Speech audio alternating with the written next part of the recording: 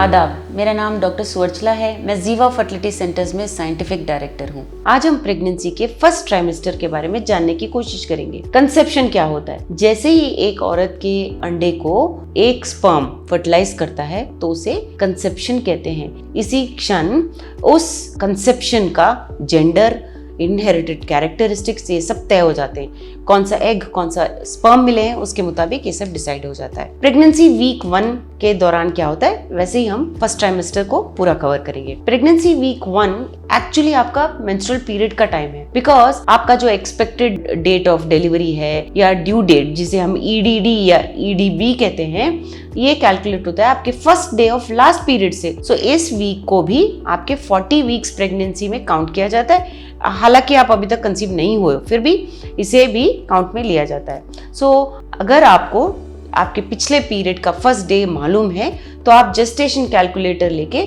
आपका expected due date भी calculate कर सकते हैं। प्रेगनेंसी वीक 2 के दौरान फर्टिलाइजेशन होता है, यानी कि एग के अंदर स्पर्म जाने की वजह से कंसेप्शन या फर्टिलाइजेशन होता है, और ये इस वीक के आखिर में होता है। प्रेगनेंसी के तीसरे हफ्ते में 30 आवर्स आपके कंसेप्शन के बाद, फर्टिलाइजेशन के बाद जो सेल तैयार होता है वो 2 में डिवाइड होता है। 3 दिन के बाद ये सेल, जिसे अभी हम जाइगोट कहते हैं, ये 16 सेल्स में डिवाइड होता है। उसके बाद का नाम जाइगोट हो जाता है, क्योंकि ये एक अंडे और स्पर्म से आया हुआ फर्टिलाइज्ड ग्रुप ऑफ सेल्स है, इसे जाइगोट कहा जाता है। ये फैलोपियन ट्यूब से यूट्रस में आ जाता है वीक 3 में। 7 दिन के बाद, 7 दिन आपके कंसेप्शन के बाद ये जो जाइगोट है आपके एंडोमेट्रियम में चिपकना, जिसे हम बरोइंग कहते हैं, खोदना शुरू करता है। ये जाइगोट अभी इस स्टेज में ब्लास्टोसिस्ट कहलाता है। प्रेगनेंसी वीक 4 में क्या होता है, ये जो डेवलपिंग बेबी है, ये जो बच्चा बढ़ रहा है, आपके जो एम्ब्रियो है, ये चावल के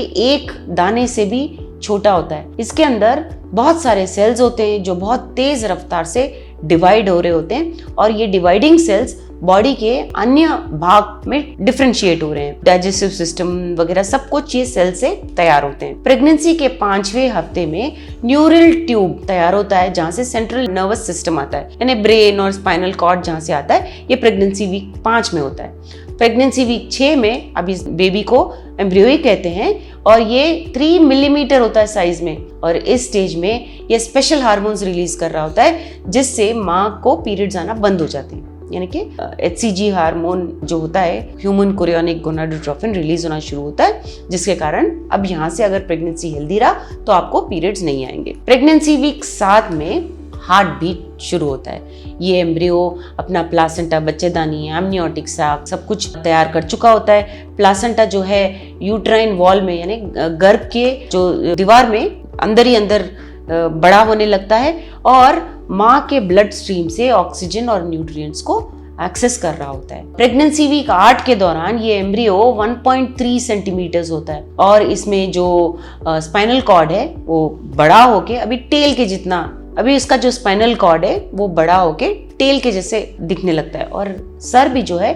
डिस्प्रोपोर्शनेटली लार्ज दिखता है। प्रेगनेंसी वीक 9 में आंख, मुंह, टंग, ये जबान सब कुछ तैयार होना शुरू होते हैं। ये एम्ब्रियो में छोटे छोटे मसल्स भी तैयार होते हैं, जिससे वो अभी हिलना शुरू कर रहा होता है। ब्लड सेल्स भी तैयार होते हैं जो एम्ब्रियो के लिवर से बनना शुरू होते हैं। प्रेगनेंसी के 10वें हफ्ते में एम्ब्रियो को अभी फीटस कहा जाता है, और ये 2.5 सेंटीमीटर होता है लेंथ में। सारे बॉडी ऑर्गन्स इसके फॉर्म हो जाते हैं। हाथ, पैर जो पहले पैडल्स जैसे, यानी कि सिर्फ चपटे फॉर्म्स के जैसे होते हैं, अब फिंगर्स और टोज में दिखने लगते हैं। ब्रेन भी एक्टिव हो जाने लगता है, और ब्रेन में ब्रेन वेव्स भी शुरू होते हैं। सो 10वां हफ्ता बहुत जरूरी होता है। प्रेगनेंसी का 11वें हफ्ते में दांत, छोटे छोटे दांत शुरू होते हैं गम्स के अंदर, और जो ये हार्ट है वो डेवलपिंग, और इसका जो हार्ट होता है ये और भी आगे डेवलप होना शुरू होता है। प्रेगनेंसी वीक 12 के दौरान फिंगर्स और टोज अभी क्लियरली रिकॉग्नाइजेबल होते हैं, लेकिन अभी भी एक दूसरे को चिपके रहते हैं। एक वेब के जैसे स्किन होता है, उससे चिपके रहते हैं। इस प्रेगनेंसी वीक 12 के दौरान खूब सारे टेस्ट किए जाते हैं, जैसे मैटरनल ब्लड टेस्ट हो गया, अल्ट्रासाउंड हो गया। ये सारे बहुत महत्वपूर्ण होते हैं, क्योंकि अगर डाउन सिंड्रोम रहा, एडवर्ड सिंड्रोम रहा, इसकी कोई आशंका लग रही है या स्कैन में ऐसा कुछ शक हो रहा है, तो इस हफ्ते के दौरान ये टेस्ट किया जाता है। और इसके बाद हर हफ्ते या महीने में एक बार आपको डॉक्टर बुलाएंगे, स्कैन्स करेंगे, ब्लड टेस्ट करेंगे, ये देखने के लिए कि आपका हेल्थ और आपके बेबी का हेल्थ ठीक है क्या।